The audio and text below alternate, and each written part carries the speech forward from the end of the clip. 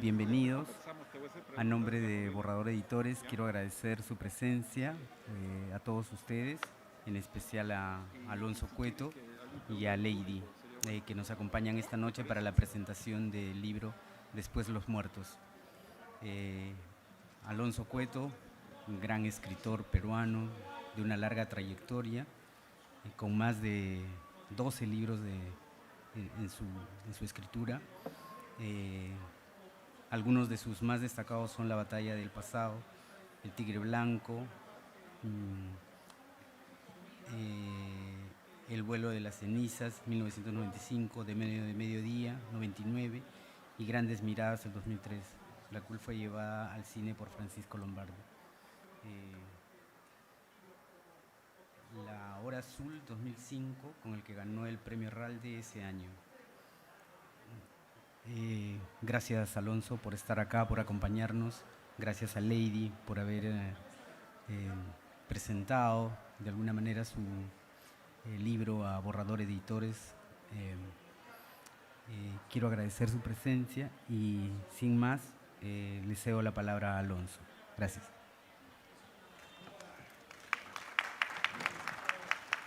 Bueno, mil gracias a Borrador Editores por la ocasión de estar aquí, de presentar esta novela tan vibrante, tan intensa. Yo creo que es un libro que muestra el compromiso emocional, ¿no? Literario de su autora. Después de los Muertos es varias novelas al mismo tiempo. Me parece que es una novela que es un thriller político, existencial, también erótico y amoroso por momentos, y también es un thriller feminista, si es que cabe esa expresión, porque lo fundamental, ¿no?, dentro de todo lo que uno puede asimilar de la lectura de este libro es el cuidado por las peripecias, las aventuras, los pormenores de todo lo que está pasando, de lo que va a pasar a lo largo de la novela. La protagonista, Alma González, ¿no?, es, bueno, entre otras cosas es una periodista, pero no solamente es eso, es una persona, es una mujer con una extraordinaria curiosidad por el mundo, por la vida, al mismo tiempo con un sentido moral, ¿no?, y de justicia muy marcado. Seguimos las peripecias de Alma a lo largo de la historia.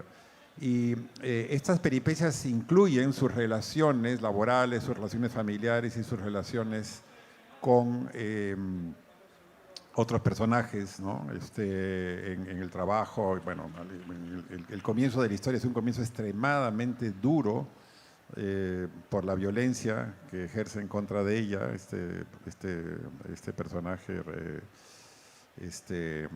Renzo, ¿no? Y a partir de entonces, ¿no?, creo yo, a partir de este comienzo, nos comprometemos con ella, nos intimamos con ella, nos sentimos cerca de ella. Me encanta de este libro esta permanente apuesta por la aventura, ¿no? Yo creo que la aventura, la peripecia, el incidente siempre tienen un lugar en la narrativa. Siempre estamos a la espera de qué más va a ocurrir con Alma a lo largo de la historia. Pero también hay momentos de autorreconocimiento, de autorreflexión, ¿no?, de intimidad con ella misma, ¿no?, que me gustaría subrayar. Entonces, en esta mezcla en la que hay alas con las cuales la historia vuela hacia adelante, la historia avanza, ¿no?, alas que hacen que la historia progrese y que esperemos un desenlace o una solución a las situaciones que se presentan, que son muchas, que tienen que ver con la corrupción, que tienen que ver con el amor, que tienen que ver con la violencia, y que tienen que ver con la búsqueda personal de ella. Pues también hay escenas en las cuales hay un retrato de las situaciones, ¿no?, de las situaciones en las que el personaje se ve envuelto. Bueno, es una historia ambientada en Ica. Uno adivina por la manera como se presentan las historias de que hay un conocimiento muy cercano de las situaciones de las que habla, ¿no? La autora. Bueno, empieza con este inicio pues tan violento como les mencionaba. Pero les quería leer un pasaje que me parece que es ejemplo, creo yo, de una sabiduría descriptiva, ¿no? De una sabiduría en la descripción, que está en la página 40. En la sala el rostro de Perleche lucía desencajado, el sudor le caía por las mejillas y su expresión irónica se había transformado en una mueca de rabia absoluta. Estaba en juego la campaña millonaria para la reelección y los negociados con las constructoras, los adelantos efectuados a la prensa y los socios oportunistas. Pero sobre todo la prisa que tenía para seguir posponiendo los 87 juicios que llevaba en su contra, por los que todo soles de peculado se le iba escapando de las manos y en los que podría llegar a gastar cerca de 2 millones de soles. O sea, en este texto me parece que hay una mezcla de información, descripción y retrato interior del personaje. Yo quería preguntarte, Lady, esta es la segunda novela de Alma, ¿no? En torno a Alma. ¿Cómo concibes, ¿no? a este personaje? ¿Cómo fue que se te fue? ¿Cómo fue que fue naciendo en ti el personaje de Alma, que tiene que ver, supongo que con experiencias personales, pero también con otras que has visto en otros seres humanos y en personajes literarios? ¿Hay algún personaje literario que también te ha hecho? Tú hablas acá, en un momento el personaje dice: yo quisiera ser como la Joe de Mujercitas, ¿no? Esto fue también un modelo literario. Joe, el personaje de Mujercitas, es el personaje con más personalidad de todas las hermanas, ¿no? Entonces te pregunto sobre ello. Sí, muchas gracias, Alonso. Es una maravilla estar sentada frente a uno de los escritores más importantes del país. Y yo creo que esta escena alguna vez la habré soñado, Alonso, porque la verdad te admiro mucho. Y para mí es un lujo y un honor presentar este 7º libro en tu compañía, con tu comentario, que además es bastante generoso. Y la verdad, saludar antes a toda la audiencia, a las personas que se han dado cita a la presentación de Después los Muertos, que de hecho es una novela que es una de las que quería escribir, pero que todavía no termina, porque es parte de una trilogía y parte de muchas otras que espero puedan llegar, puedan venir. Y de hecho, el personaje central, Alma, es una mujer. Yo venía de escribir en la voz de hombres, con el libro de relatos, El origen del miedo, con otros libros anteriores, y me sentía muy cómoda escribiendo como hombre, ¿no? Pero en esta ocasión, al hacer una trilogía, de hecho pensé que tenía que ser una mujer, ¿no? Sobre todo en tiempos donde las mujeres todavía seguimos batallando con muchas cosas, ¿no? Hace mucho un congresista acaba de decir que en una reunión una mujer que toma está propensa a que la violen. Y eso ha sido un escándalo nacional. Entonces, hoy en día la mujer sigue estando o siendo vista de manera vulnerable. Y crear un personaje femenino iba un poco en esa línea de que Alma sea una de esas mujeres empoderadas que reivindica su propia forma, su propia existencia, ¿no? Y en ese sentido, pues tenía que ser periodista, y además periodista de investigación, porque tú sabes, Alonso, que hoy en día el periodismo de investigación es apenas un recuerdo, ¿no? Ya no hay periodistas de investigación como antes, como nosotros quisiéramos. Y sí, hay muchos personajes femeninos que me inspiran para eso. De hecho, la que has mencionado de la novela Mujercitas me marcó muchísimo porque se revelaba un canon que en ese entonces era muy común, ¿no? La mujer de la casa, que tenía que estar sumisa, la que le escogían el esposo y tal. Y ella no, ella era la que escogía, ¿no? Entonces, la que decidía. Entonces, para mí eso significó un vuelco también en la manera de mirar, de crear, y fue parte de la inspiración de crear este personaje. Además, en novela policial, en novela negra, como se quiera llamar, abundan los personajes masculinos, ¿no? Siempre la mirada ha estado puesta en el detective, en el policía, en aquel hombre que es multifacético y que empieza a ver el crimen, a desentrañar los casos. Y en este caso yo quería que sea una mujer la que con ese fino instinto pueda llegar a descubrir los casos de corrupción, que además es el mal endémico de la sociedad hoy en día, ¿no? Y con el que todavía no terminamos de luchar. Sí, efectivamente. Y luego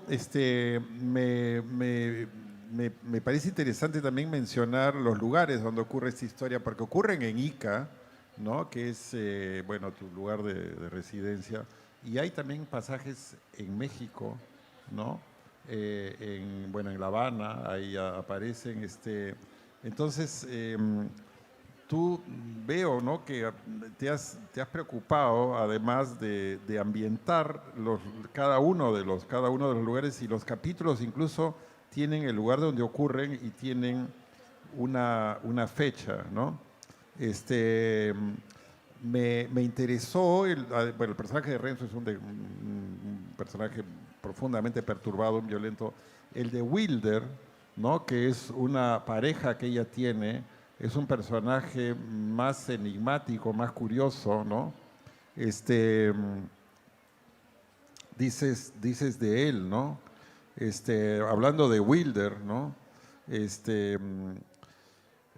La primera conversación que tuvimos al teléfono duró más o menos 2 horas y media. La amena plática, o tal vez el timbre ronco de su voz varonil, me inquietaba al punto de querer seguir escuchándolo. Wilder no solo era un enamorador nato, sino además un estratega en ascenso, fiel observador de los detalles y un completo apasionado. Luego de aquella comida con el doctor Castro, Wilder me invitó a salir. El primero que lo hacía en mucho tiempo. La historia con Renato se había acabado y aún no me daba cuenta de la urgencia de pasar un tiempo sola, de no arrastrar a nadie, de no aferrarme a nadie más que a mí misma. Y luego también tienes en el capítulo 15 una idea de la masculinidad, ¿no? Una idea de los hombres, y dices: prefiero esa masculinidad de la mirada a la de la pelvis, los prefiero cómplices de mis ojos que procaces al cuerpo, alternos en mi merienda que altivos o demasiado lancetas, los prefiero místicos y difíciles porque nunca me ha costado acecharlos sin que lo noten. Y siempre han caído ante mí, pero ninguno ha sido perfecto, ninguno tan necesario, ninguno tan imprescindible como para elegirlo antes que a mí.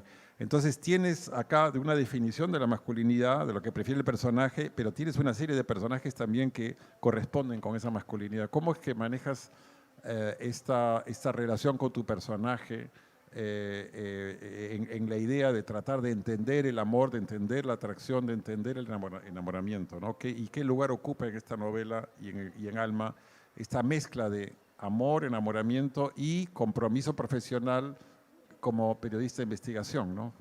Hay esa dualidad. Ajá, qué difícil pregunta, ¿no? De hecho, Alma es un personaje que además se construye y echa mano de la memoria, ¿no? Porque yo he escuchado N veces, en muchas ocasiones, que varios amigos escritores dicen: pero este personaje no tiene nada que ver conmigo, por si acaso, ¿ah? Y en realidad Alma sí tiene mucho que ver conmigo. De hecho, eché mano de la memoria en muchos casos para recordar quizás algunas conversaciones que tenía con algunas personas. Y echar mano de la memoria es también empezar a recrear cosas que quizás de pronto no terminaron de pasar o pasaron a medias, ¿no? Y esta novela, o las novelas, es una forma de crear escenas distintas o finales alternos o realidades paralelas a las cosas que uno puede haber vivido. Y en cierta manera, a Alma le tocaron muchos misóginos, ¿no? Muchas personas o muchos hombres de ese tipo macho que protegen, entre comillas, a la mujer, pero que de pronto no la dejan ser.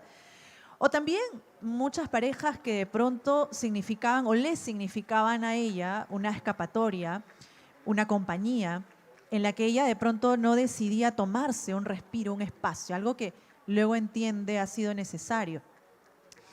Y sin embargo, esta construcción del personaje Alma va también empezando a aprender con sus propias experiencias el hecho de dejar ir, ¿no? A aquellas personas que de pronto la consumen o hacen que no despegue, que no se desarrolle. Y en cierta manera, Wilder existió, ¿no? Existió en un presente distinto, en una realidad paralela. Es más, yo le he dicho que he escrito sobre él, pero todavía no compré el libro, así que mejor, ¿no?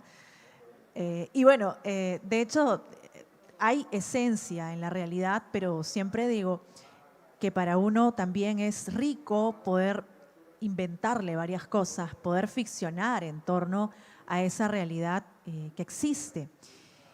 Y de hecho, Alma también se subleva en muchos casos, ¿no? Ya ustedes lo leerán en la novela. Ella comete un asesinato, cosa que jamás haría, ¿no? Y sin embargo es parte también de llevar al límite a este personaje, ¿no? Es una de las cosas que me obsesiona mucho, el hecho de lidiar con esas cosas que hoy en día suceden con la conciencia, con el propio ser humano, digamos, después de la corrupción, el mal que abunda en nuestra sociedad es la salud mental, ¿no? El no tener una buena salud mental. Y el no tener una buena salud mental nos lleva a cometer actos inimaginados, actos violentos, que a veces atentan contra uno mismo, ¿no? Y eso es lo que he dejado fluir en muchas de estas ocasiones. A la hora de escribir este libro, tanto en su estructura, en su lenguaje, como en sus personajes, ¿tuviste presente algunas de tus lecturas? Hay algunos escritores o escritoras que tú sientes no solamente como lectora, sino como creadora, que son influencias, son modelos, son inspiraciones de una u otra manera, o que después de escribir te has dado cuenta que están presentes en lo que escribes? Sí, claro. Alonso, yo de niña no tenía muchos juguetes. Es más, mi padre, que viajaba mucho, siempre de regreso me traía un libro, y para mí una cosa maravillosa el poder construir una biblioteca en lugar de ir a una discoteca cuando era joven, ¿no? Porque uno siempre quiere divertirse, y para mí los viajes eran un poco eso, ¿no? Cuando era niña me gustaba leer mucho la literatura fantástica, la literatura griega, me atrapaba Julio Verne, la Odisea, la Ilíada, Homero, el mismo Mujercitas, ¿no? Que era una obra bastante entrañable. Pero luego, cuando fui creciendo, porque en el colegio no siempre te enseñan lo que quieres leer, ¿no? Entonces como que uno lo atrapan en una burbuja, y después cuando sales descubres el mundo y descubres a Blanca Varela, a Eilson, a Martín Adán, a Hemingway, en fin, y empecé a descubrir muchos autores que me despertaron ese gusto por la lectura. Cabrera Infante, por ejemplo, ¿no? Disfruto mucho de esa manera de escribir que tiene él, que es como si estuviera bailando, y uno se entretiene mucho con sus libros, como también ahora lo hace, por ejemplo, Leonardo Padura, con el género que a mí me gusta. Thomas Hardy fue uno que también me gustó mucho por crear este personaje tan fuerte como lo es Hannibal, ¿no? Y Raymond Chandler, que fue además un ícono en la novela negra, que además decía que escribir novela negra era como la profesionalización del crimen, ¿no? Y si uno ve en nuestro país, pues casi todos los personajes son novelables, porque los expresidentes, para empezar, o están presos o están muertos, ¿no? Entonces, esa es una sustancia enorme para dejarse llevar y escribir sobre casos tan grandes, tan complejos, pero a la vez tan matizados con elementos que uno como autor puede imprimirles como parte de la existencia, de lo que sucede hoy en día. Yo diría que tomo muchas cosas de la violencia de América Latina en sí, ¿no? Somos una sociedad flagelada, que vive con miedo, no solamente por la pandemia, por las enfermedades, sino además por esto que nos pasa hoy en día, ¿no? El hecho de tener una autoridad que esté robando en este momento. Hace poco en Marcona acaban de apresar a un alcalde con 15 funcionarios y los han llevado presos. Entonces, eso está sucediendo todos los días. Y eso es también algo que en la literatura no ha cambiado, ¿no? Muchos autores a los que yo he leído siempre en este género perseguían hechos así. Y eso a mí me llamaba mucho la atención. En casa tengo una biblioteca, he sacado el televisor hace mucho tiempo, prefiero no ver las noticias por salud mental. Bueno, para escribir la columna, tú sabes, tengo que verlas, Alonso, pero procuro no hacerlo más y sumergirme en esta pasión que son los libros y que a mí me significa una compañía mucho más placentera. El personaje de Perleche, ¿no? Es un personaje profundamente representativo de todo eso que tú mencionas, ¿no? O sea, digamos, lo describes con una minuciosidad, digamos, es un modelo de corrupción este tipo. Y tú me imagino que en tu experiencia de periodista, investigadora, habrás tenido contacto con algunos de este tipo. La novela negra efectivamente es un gran género en América Latina, ¿no? Todos los escritores han escrito novelas policiales, ¿no? Incluso García Márquez, Vargas Llosa, Borges, bueno, como has mencionado el caso de Padura, que es un gran escritor de policiales ahora. Y seguramente tiene que ver con el hecho de que nuestras sociedades se prestan tanto a las historias policiales, ¿no? Y el escritor se parece al policía un poco en el sentido de que el escritor y el policía buscan la verdad detrás de las apariencias y detrás de los disfraces y detrás de las costumbres, ¿no? Yo no sé si has pensado, ¿no?, en continuar ahora en un tercer libro con Alma González, porque no quiero revelar el final, es un final a mí me parece un final muy enternecedor dentro de toda esta cosa negra, digamos, y violenta de la historia. Es un final extremadamente enternecedor y estimulante. ¿Has pensado en una continuación para que Alma González nos siga fascinando? Ajá. Bueno, en realidad, Perleche existió y hace poco. Es más, yo hubiera querido entregarle este libro a este personaje porque fue pensado en una persona de carne y hueso, un exalcalde que investigué por mucho tiempo, pero falleció por la pandemia. Lamentablemente no se lo he podido entregar. Yo sé que me lo hubiera tirado por la cabeza y no le hubiera gustado para nada que hubiera escrito con él. Pero sin embargo, pasan muchas cosas a veces en las ciudades y no es que uno escriba literatura regional netamente, porque ya cuando va a distintos escenarios se hace como universal, ¿no? Y va tratando temas además que no son únicos de una sola ciudad, sino que atraviesan muchos continentes. Y Alma pues tiene otros casos por descubrir, ¿no? Yo creo que se van revelando, van sucediendo a lo largo de la escritura, que es además parte de una constante. Yo no imagino una semana sin escribir, por ejemplo. Creo que me moriría, ¿no?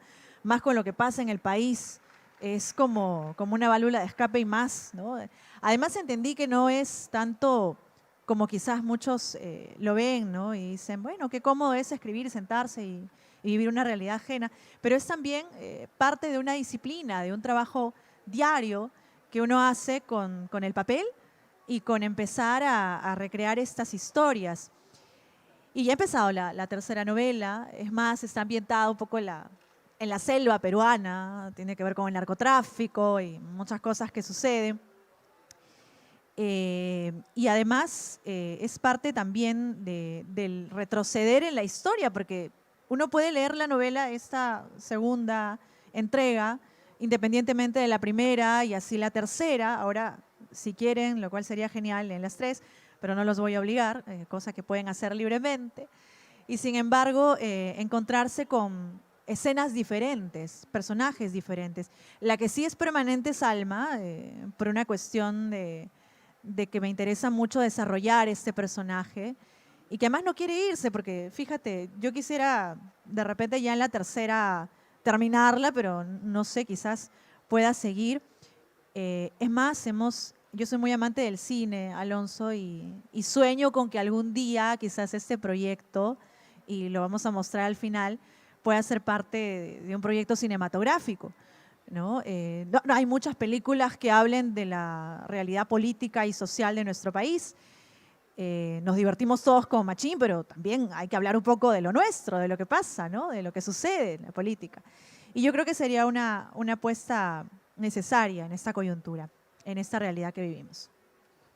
Por eso creo que es un privilegio ser un escritor peruano, porque el Perú te da tantas historias, porque tiene tantos conflictos, tantas desigualdades, injusticias, que es un productor de historias, ¿no? A lo mejor si viviéramos en una sociedad armónica, desarrollada, si es que una sociedad así existe realmente, que tampoco no lo sé, pues no habría nada que contar, pero sí, digamos, vivimos en un mundo en el que hay tantas historias porque hay tantos conflictos y desigualdades, ¿no? No sé si hay alguien de entre ustedes que quisiera hacer una pregunta para Lady, alguna curiosidad sobre la novela o relacionada con el libro. ¿Alguien? Sí, ahí está.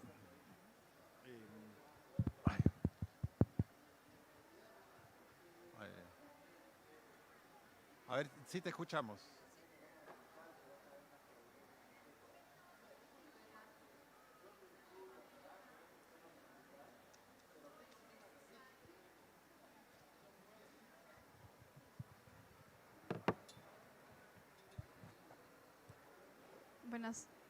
Buenas tardes.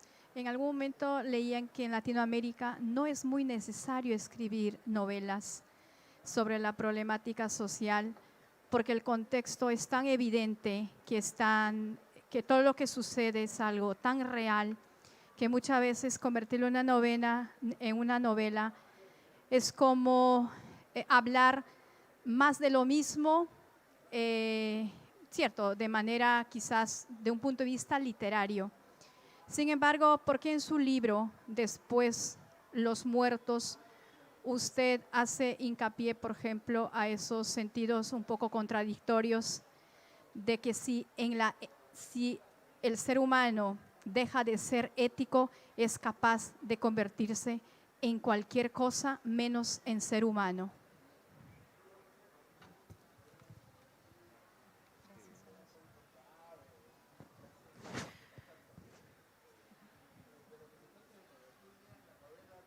Ok, gracias por la pregunta. Bueno, de hecho hay mucha sustancia para escribir en América Latina. Uno va a la Argentina ahora con las protestas que están sucediendo, lo mismo en Chile, lo mismo en Ecuador y en diversas latitudes, hasta incluso en Europa. Pasan cosas todo el tiempo. Y para un escritor encontrar esas sustancias es como que se le revelan los temas y parte muchas veces de imágenes. Y yo no escribo para gustarle a todo el mundo. Si hiciera eso, quizás no, no tendría, no tendría cómo hacer, o me pasaría con la hoja en blanco.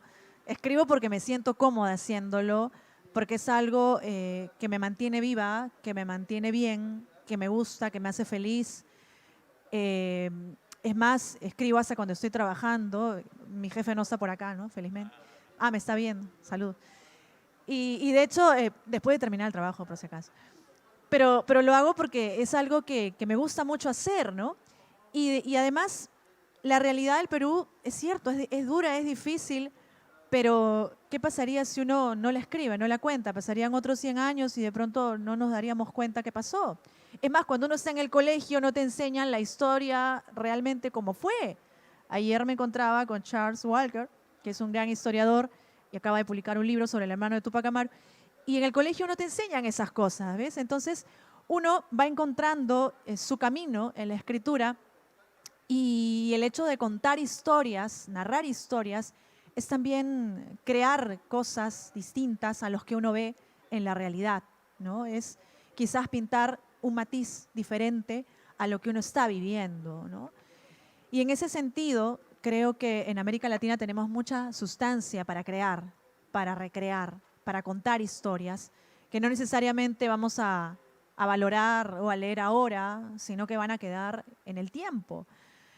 Y el tema de la ética pues ha sido muy tocado. Nadie puede, digamos, decir que es perfecto, todos podemos tener errores, pero sin embargo la novela no está llena de héroes, al contrario, son antihéroes, son personas que cometen errores, que caen por temas pasionales, que se funden en un ambiente sórdido, como le pasa a la mayoría, ¿no? La mayoría no tiene un psicólogo al costado que te esté dando una terapia o que te esté curando el mal. Tenemos feminicidios a cada rato y eso es parte de una realidad no tratada. Entonces, los personajes abundan, ¿no? La idea es que el escritor encuentra un camino para contarlas y se siente bien con eso. Y luego cuando un lector encuentra este libro y lo hace suyo, ya es parte del lector y deja de ser del escritor, ¿no? Y eso es algo maravilloso porque ya no es tanto tuyo, sino es de más personas. Gracias. Sí, efectivamente, Alma González no es una heroína, ¿no? Es una personaje que se equivoca, se reprocha, se entrega a veces a un deseo, a un instinto, pero, o sea, es un personaje con el que podemos sentirnos identificados, creo yo, precisamente por eso, por su humanidad, pero tiene algunos valores, tiene algunos principios, tiene algunas obsesiones, ¿no? También. Efectivamente, eso es una de las características de este personaje. No sé si hay alguna otra pregunta. Gracias. ¿Alguna otra persona que sí? Adelante.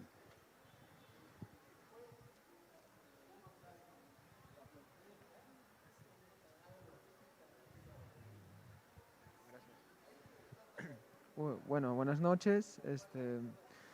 Bueno, una pregunta para la escritora, que es algo nuevo un poco la novela negra acá por escritores peruanos. No había escuchado muchos. He descubierto algunos que recién han empezado con sus primeras novelas. Y resulta que al saber eso, yo también me he un poco motivado para escribir una yo. He empezado hace poco a escribir una yo por ver tantos casos en las noticias. Y es raro porque cada vez que escucho en los noticieros sobre cómo encuentran cuerpos, cómo ocurren asesinatos, me motiva para escribir, ¿no? Es algo de mi mundo porque hago otras cosas, pero cada vez que escucho una noticia de casualidad, entro a la computadora, abro el archivo y sigo escribiendo, me motiva, ¿no? Es un poco difícil ver tantos crímenes y a la vez tener un poco de ganas de seguir escribiendo sobre esas cosas porque, o sea, no debería ocurrir tantos asesinatos ni esas cosas, pero es parte del mundo, ¿no? O sea, como los hechos reales sirven para inspirarse para diferentes géneros y es difícil. La pregunta sería, ¿puede en algún momento eso afectar tu vida como escritor? Escribir este tipo de géneros, agarrar casos reales y crear personajes o describir al detalle cómo encuentran un cuerpo, cómo hace el análisis un forense, esas cosas. ¿Puede afectar eso en el futuro, en algún momento? Gracias. Yo creo que más me afecta ver una sesión del Congreso, ¿no? De hecho, ver una sesión del Consejo peor en mi ciudad. Y sí, pues, ¿no? O sea, hay cosas que nos afectan mucho más, escuchar al premier, en fin.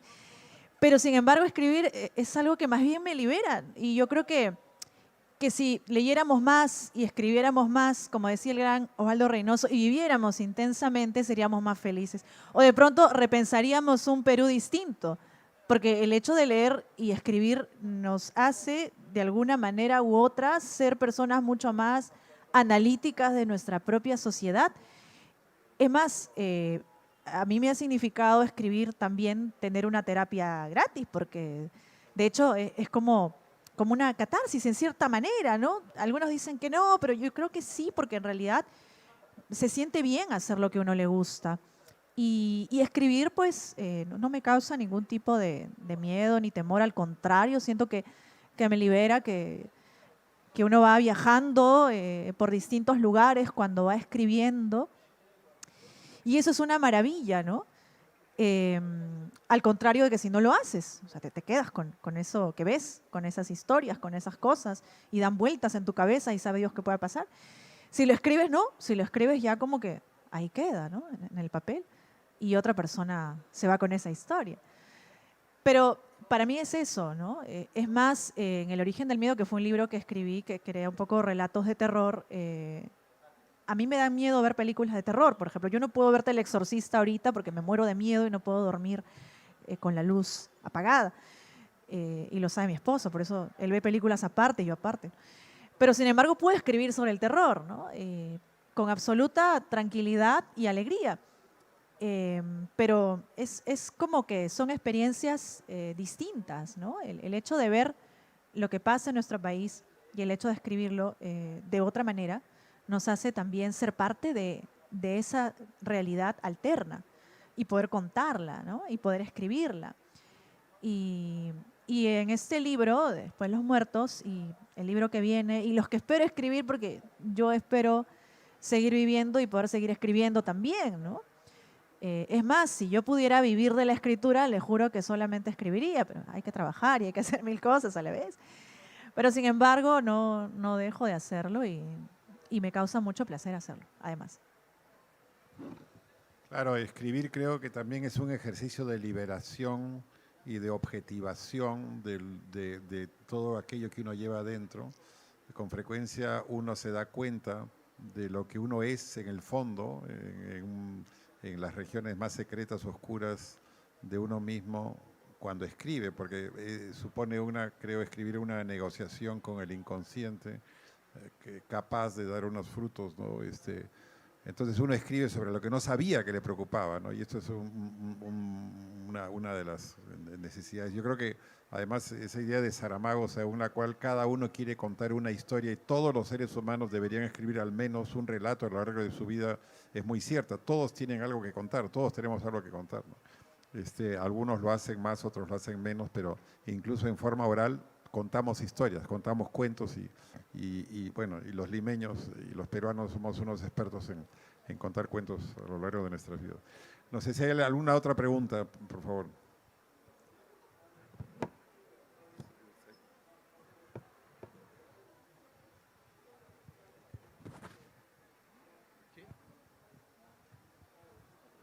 Bueno, yo preguntaré, ¿ha fantaseado usted con asesinar a alguien conforme lo hace la autora de la protagonista de la novela? Seguramente en algún momento, como usted lo mismo lo ha dicho, ¿no? A modo de catarsis.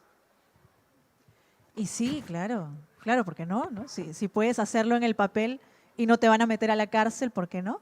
Puede ser divertido. Es mejor que lo hagas en el papel, que agarres un puñal y lo hagas a la persona, ¡ay, te voy a matar! Entonces en el papel nadie te descubre, no hay huellas del delito y puede ser divertido además.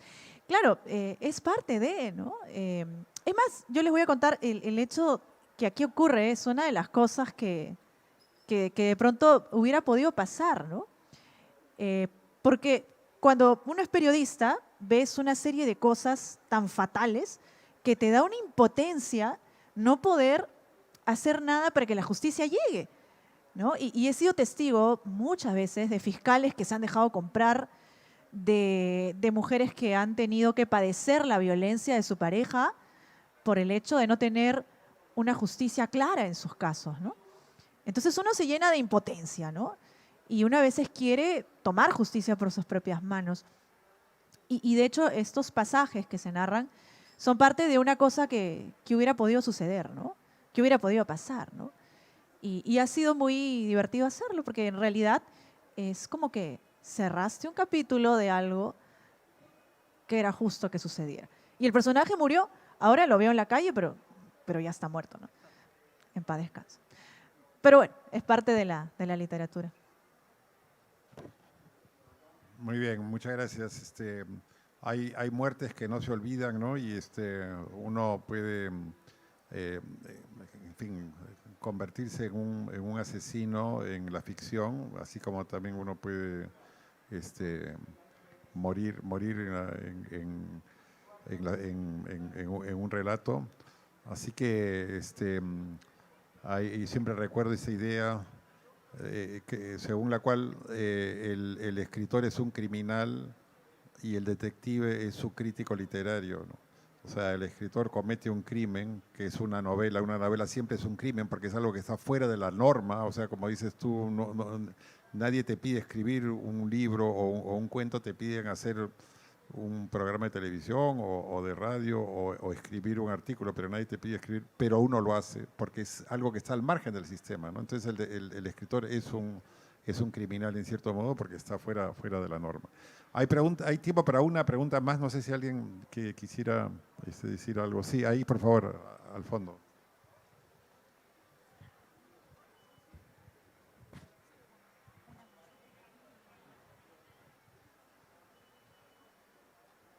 Hola, ¿qué tal? Buenas noches. Primero quiero saludarte a ti, Lady, porque he leído uno de tus libros de poemas que me regalaste hace tiempo en una feria de libro de Ica y pues vine hasta aquí, lamentablemente algo tarde, pero sí, quería hacer una pregunta breve y es en cuanto a este libro que también leí sobre tus versos. Quisiera cómo comparas tu libro de versos con uno de prosa. Quisiera saber cómo piensa un escritor acerca de la diferencia entre la prosa y el verso. Gracias por la pregunta. Bueno, alguna vez me dijeron que, digamos, escribir poesía era como ir en un jet súper cómodo, con aire acondicionado. Ir en narrativa era como ir en un camión con los baches y las cosas que te encuentras, las acequias y en fin. En realidad la poesía, no sé qué haría sin la poesía. Yo leo mucha poesía, me gusta mucho leer poesía. Escribir poesía no sé si lo haga bien, sin embargo, me gusta hacerla. Y digamos que ahí como que me tomo un año para poesía y un año para novela y así vamos yendo, ¿no? Ahora estoy con la novela, pero sin embargo no pienso abandonar la poesía. Llegará el momento en que luego de toda esta locura en la que estoy metida y varias cosas en las que me gusta estar y trabajar y hacer gestión, en fin, y me entretiene mucho el hecho de estar en narrativa por ahora. Sin embargo, creo que la poesía es también un elemento encantador que nutre mucho a la narrativa, ¿no? Muchos narradores leen mucha poesía, ¿no? Y para mí significa eso, ¿no? No podría abandonarla. Es más, cada semana también tengo que escribir una columna para el diario Correo, lo cual me gusta mucho porque es también estar con la actualidad y no perder esa vigencia. Y ese también es otro tipo de escritura porque ya es un artículo, es una crónica. Entonces, creo que uno puede hacer muchas cosas en la medida que se lo propone y en la medida que el tiempo también te alcanza, ¿no? Hay quienes dicen, oye, Lady, pero ¿cómo te alcanza el tiempo? Porque tienes una hija, trabajas acá, estás haciendo la feria, estás ahora en la política, en fin. Pero sin embargo, se puede. Y mientras te haga feliz, pues se puede dividir uno en mil cosas, ¿no? Muy bien, muchas gracias. Un aplauso, por favor, para Lady.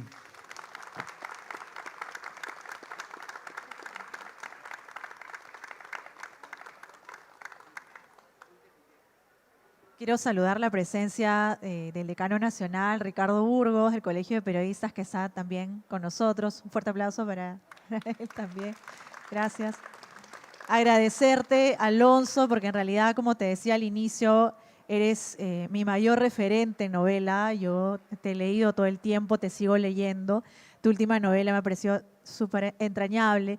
Me acuerdo mucho de La Hora Azul y creo que para los escritores jóvenes es una maravilla tener escritores peruanos que nos dejen gran legado. Hace poco estábamos con Bryce, ahora contigo, y la verdad que es una inspiración poder leerlos porque uno, en la medida que sigue escribiendo, sigue dejando huella y realmente tú la has dejado mucho para nosotros que pretendemos algún día seguir el paso.